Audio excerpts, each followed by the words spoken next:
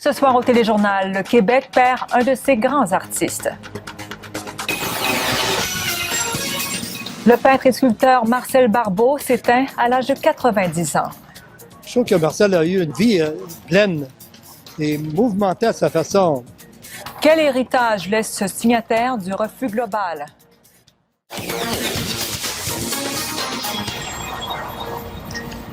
Bonsoir, mesdames et messieurs. Il cherchait sans cesse à se renouveler, à se dépasser dans son art. Le peintre et sculpteur Marcel Barbeau nous a quittés à l'âge de 90 ans. Éternel rebelle, co-signataire du refus global, il a peint jusqu'à son dernier souffle. C'est d'ailleurs avec un pinceau dans la main, nous a dit sa fille, la cinéaste Manon Barbeau, qu'il est mort entouré de sa famille. Retour sur la vie et la carrière de l'un des plus importants peintres canadiens contemporains avec Marie-Claude Dupont.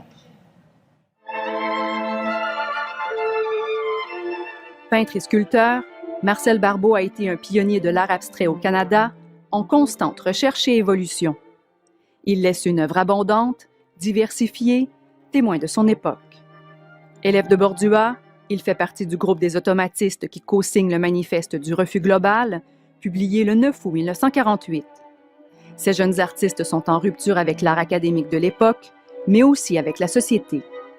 Il initie les premières expériences d'expressionnisme abstrait au pays, mettant la spontanéité au service de l'imagination.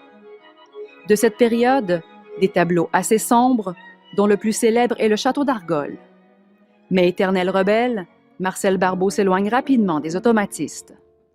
Dans les années 60 et 70, il s'installe tour à tour à Paris, New York et en Californie, participant à tous les grands courants artistiques de l'époque. Artiste frénétique, adepte de l'expérimentation, il fait aussi de la performance, combinant musique et peinture en direct, et prêtant ses sculptures à des expériences musicales. Car il a aussi été un grand sculpteur, donnant à des matériaux lourds comme les métaux, mouvement et légèreté. Puis le peintre lyrique qu'il a toujours été revient aux taches et à la couleur, cette fois à la manière impressionniste, au ton pastel. Les choses se font toujours comme ça, le passage chez moi, en tout cas, c'est un peu un désir de transformation et un peu une saturation. On arrive à épuisement d'une chose qu'on veut mais c'est pas volontairement qu'on se renouvelle, c'est toujours accidentellement. Pendant les années 90, Marcel Barbeau retourne vivre en France, qui lui avait accordé un studio d'artiste en résidence. Il a beaucoup exposé au Canada, aux États-Unis et en Europe. Ses œuvres font partie des collections de grands musées, au Canada et à l'étranger. Marcel Barbeau avait tout de l'artiste tourmenté, angoissé, au parcours personnel difficile. La création était pour lui sa raison de vivre. Revenu au Québec, il a continué de peindre jusqu'à la fin. Marie-Claude Dupont, Radio-Canada, Montréal.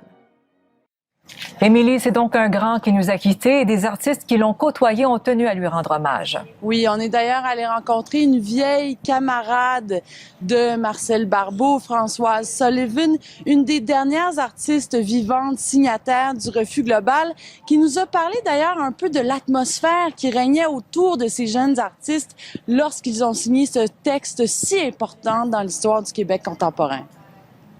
On était absolument conscients.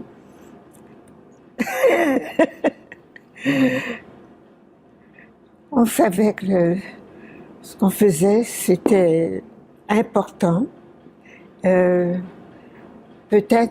qu'on n'avait pas les moyens de faire de grands tableaux, mais la pensée était là, l'action était là.